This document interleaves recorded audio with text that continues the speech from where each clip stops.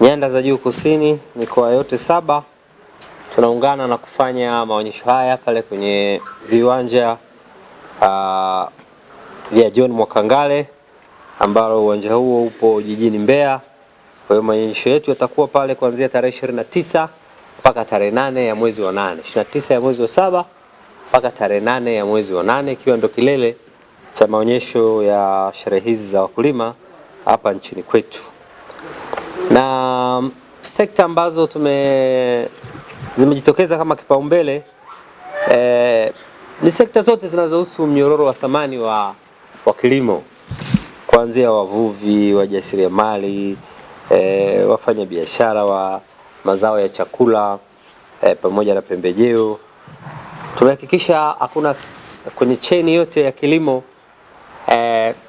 wale wote wanaohusika basi tumewataka kushiriki maonyesho haya kwa ajili ya kuhamasisha teknolojia mpya, kuhamasisha vifaa vipya vya kisasa ambavyo vinaendelea kuboresha tija ya kilimo kwenye mikoa hii ya Nyanda za Juu Kusini.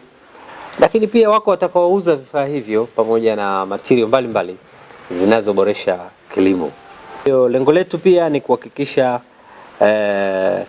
tunajitahidi kuboresha na kuhimiza teknolojia mpya na ya kisasa zinazoongeza thamani kwenye mazao yetu, lakini pia tunajitahidi pia kuhakikisha malengo na dira yetu ya 2050 kwenye eneo la uchumi na kilimo kufikia pato ghafi ya dola trilioni 1, na sisi tunachachusha utekelezaji wa lengo hilo kwenye dira.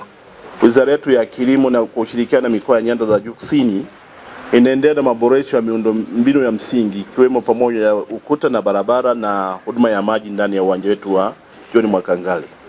Na mpaka sasa hivi ni zaidi ya 90% ya maandalizi yote ya msingi yameshakamilika. Kwa tunaamini mpaka kufikia ile tarehe 1 tutakuwa tumeshakamilisha kila kitu kwa 100%.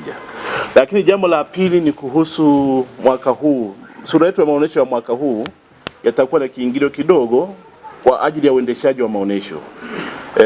Kwa watoto itakuwa ni shilingi 500 na kwa mtu mzima itakuwa ni shilingi 1000. Lakini kwa siku ile ya kwanza, kwa maana ile siku ya ufunguzi ambao tunatarajia kuwa na wageni rasmi ambao mtajulishwa baadaye,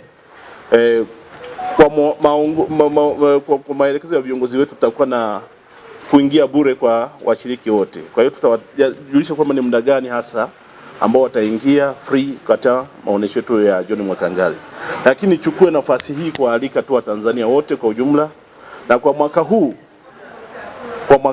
kama ilivyo ada kwamba tuna Nyanda za Juu Kusini, lakini kuna watu wengine ambao wanaendelea kujisajili kutoka kwenye nchi zinazozunguka kwa maana ya Malawi, Burundi kwenye maonesho yetu ya wakulima 88 Nyanda za Juu Kusini.